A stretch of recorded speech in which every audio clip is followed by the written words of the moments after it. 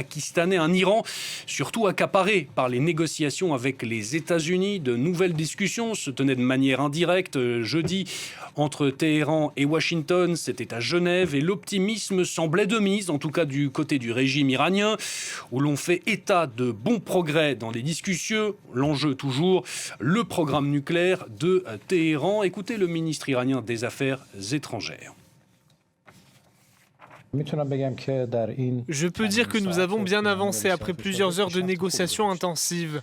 Nous avons entamé des discussions sérieuses sur les éléments d'un accord, tant dans le domaine nucléaire que dans celui de la levée des sanctions. Nous avons convenu que les équipes techniques commenceraient leurs travaux lundi à l'AIEA à Vienne. Optimiste côté iranien, vous venez de l'entendre, alors que l'administration Trump envoie des signaux contradictoires alternant entre une volonté de négociation et une menace militaire. Que peut-on attendre de ces négociations entre Américains et Iraniens? Anne Corpen, notre chroniqueuse internationale, va tenter de nous éclairer sur ces négociations. Bonjour Anne. Bonjour Antoine. Anne, que peut-on retenir de ce nouveau round, comme on dit, de négociations entre Américains et Iraniens? Alors on a entendu la satisfaction du ministre iranien des Affaires étrangères. Du côté américain, il n'y a pas eu de déclaration officielle, mais il faut noter que Steve Witkoff, l'émissaire spécial de la Maison-Blanche, et Abbas Araghchi, donc le ministre des Affaires étrangères iranien, se sont vus en direct à plusieurs reprises pendant la journée hier. Les Américains n'ont pas fait de déclaration officielle à l'issue de cette journée. Des informations ont fuité sur les propositions qu'ont fait les Iraniens. Alors, sur l'enrichissement de l'uranium, ils proposent une période de moratoire de 3 à 5 ans avant de reprendre l'enrichissement sur leur sol, mais à faible taux et seulement pour alimenter leurs besoins civils, autrement dit, notamment le réacteur de recherche médicale de Téhéran. Ça veut dire qu'ils s'engageraient à ne pas accumuler d'uranium enrichi. Mais pour l'instant, Washington a toujours exigé que l'Iran renonce tout à fait à enrichir sur son propre sol.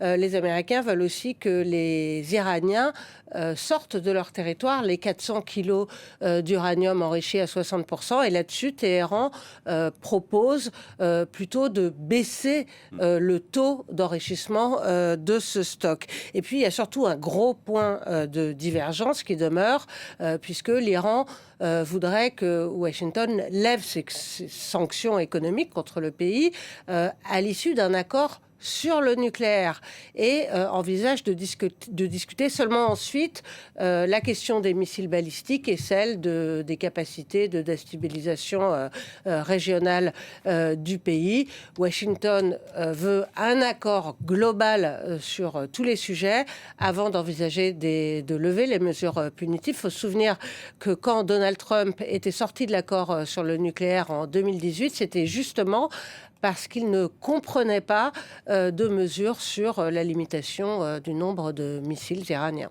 Justement, pour corroborer vos propos, Anne, l'Iran, justement, à la sortir de ces négociations, a exhorté les États-Unis à éviter toute exigence excessive, justement. Alors, Anne, est-ce que pour autant la menace d'une intervention militaire américaine, qui, on le rappelle, accumule des forces à proximité de l'Iran, dans le Golfe Persique, est pour autant écartée pour l'heure? Non, certainement pas. Les États-Unis peuvent toujours frapper à n'importe quel moment.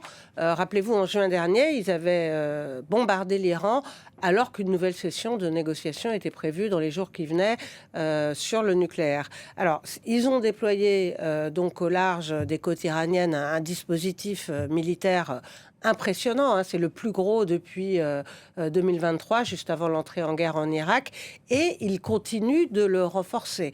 La question de savoir, c'est quel serait l'objectif d'une intervention? Est-ce qu'il s'agirait d'une frappe limitée pour contraindre l'Iran à céder ou d'une offensive d'ampleur pour faire tomber le régime?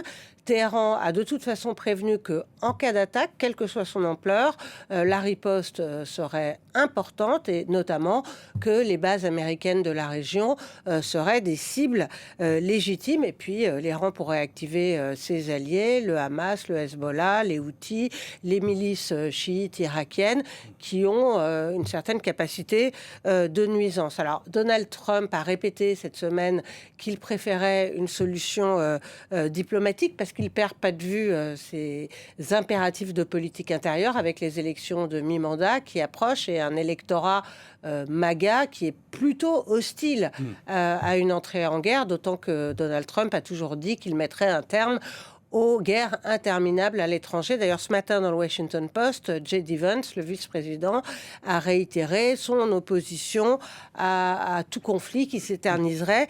Et puis, il y a plusieurs militaires de haut rang qui ont publiquement dit que c'était quand même le risque de s'engager en Iran, que ça risquait de provoquer une sorte de bourbier. Et ils mettent en garde contre le fait que les États-Unis n'ont pas le stock de munitions suffisant pour s'engager justement dans un conflit de longue durée. In fine, de toute façon, c'est Donald Trump qui a la décision entre ses mains. On sait qu'il est versatile et il écoute souvent le dernier interlocuteur qui lui a parlé. Israël veut qu'il aille au conflit, les pays du Golfe veulent l'en empêcher. La réponse est une fois de plus dans les mains de Donald Trump. Je me permets de vous corriger. Vous avez dit 2023 pour l'intervention américaine. Ah oui, pardon, c'était 2003, évidemment. Il y a 23 ans. Voilà, nos téléspectateurs avertis auront corrigé de même. Bien Merci sûr. beaucoup, Anne, pour votre analyse. Anne Corpet, notre chroniqueuse internationale.